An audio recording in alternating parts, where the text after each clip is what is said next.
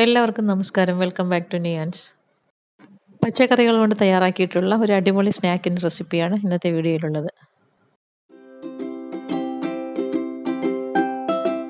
ഇത് തയ്യാറാക്കുന്നതിന് വേണ്ടി ഒരു കപ്പ് മൈദ ഒരു ബൗളിലേക്ക് ഇട്ട് കൊടുക്കാം. അതിൻ്റെ കൂടെ തന്നെ ഒരു ടീസ്പൂൺ ഓയിലും ആവശ്യത്തിനുള്ള ഉപ്പും കൂടി ചേർത്ത് കൊടുത്ത് നല്ലതുപോലെ ഒന്ന് മിക്സ് ചെയ്തെടുക്കാം. മൈദ നന്നായി ഇതേപോലെ മിക്സ് ആക്കിയതിന് ശേഷം അതിലേക്ക് ആവശ്യത്തിനുള്ള വെള്ളം ചേർത്ത് കൊടുത്ത് നല്ലതുപോലെ ഒന്ന് കുഴച്ചെടുക്കാം. ചപ്പാത്തിയൊക്കെ ഉണ്ടാക്കാൻ വേണ്ടി മാവ് തയ്യാറാക്കുന്ന രീതിയിൽ ആ ഒരു കൺസിസ്റ്റൻസിയിൽ തയ്യാറാക്കിയെടുക്കാം. ഇനി നമുക്കിത് ഒരു മണിക്കൂറൊന്ന് വെയിറ്റ് ചെയ്യാൻ വയ്ക്കാം.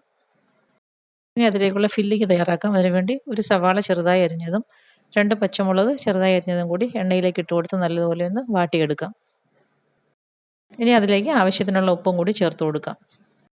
സവാള ഒന്ന് വാടി വരുമ്പോൾ അതിലേക്ക് ഒരു ടീസ്പൂൺ ഇഞ്ചി വെളുത്തുള്ളി പേസ്റ്റും കൂടി ചേർത്ത് കൊടുക്കാം. വീണ്ടും നല്ലതുപോലെ ഒന്ന് വാട്ടിയെടുക്കാം.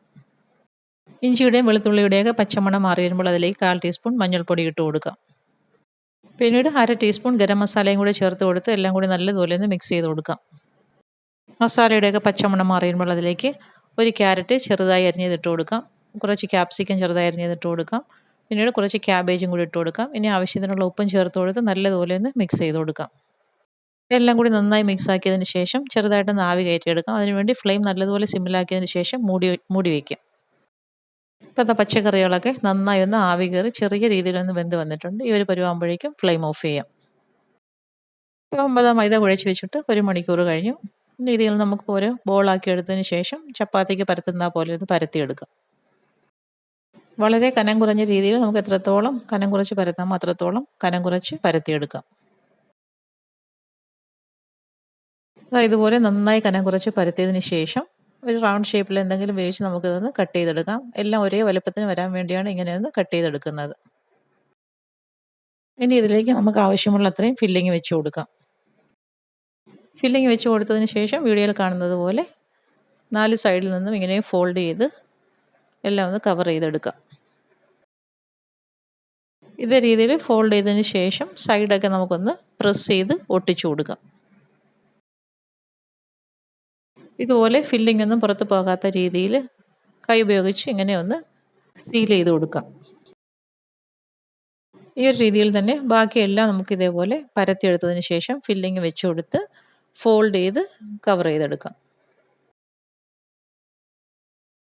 ഫില്ലിങ്ങിൽ ഒരുപാട് മസാലകളൊന്നും ചേർത്ത് കൊടുത്തിട്ടില്ല. എരിവിന് വേണ്ടി പച്ചമുളക് മാത്രമേ ചേർത്തിട്ടുള്ളൂ. പിന്നെ മഞ്ഞൾപ്പൊടിയും ഗരം മസാലയും മാത്രമേ ചേർത്ത് കൊടുത്തിട്ടുള്ളൂ.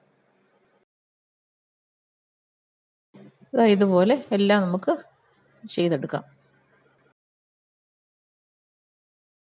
ഈ ഒരു അളവിൽ നിന്ന് 6 സ്നാക്ക് തയ്യാറാക്കിയെടുക്കാം. ഇനി നമുക്കിത് സ്റ്റീമറിലേക്ക് വെച്ച് കൊടുത്ത് വേവിച്ചെടുക്കാം. ഇപ്പോൾ വേഗം വെച്ചിരുന്നതെല്ലാം നന്നായി വെന്ത് വന്നിട്ടുണ്ട്. ഇത് നമുക്ക് ചൂടോടുകൂടി തന്നെ കഴിക്കണം. കുറച്ച് തണുത്ത് കഴിഞ്ഞാൽ നന്നായിട്ട് കട്ടിയാവും. ഇത് നമുക്ക് പാത്രത്തിലേക്ക് മാറ്റി കൊടുക്കാം. എപ്പോഴും എണ്ണയിൽ പൊരിച്ചെടുക്കുന്ന സ്നാക്ക് മാറ്റിയിട്ട് ഈ ഒരു രീതിയിലൊന്ന് ചെയ്ത് നോക്കും.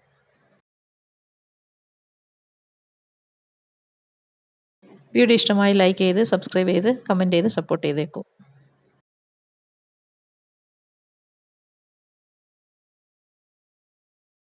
വീണ്ടും അടുത്ത വീഡിയോയിൽ കാണുന്നത് വരെ bye from Niyans. Thanks for watching.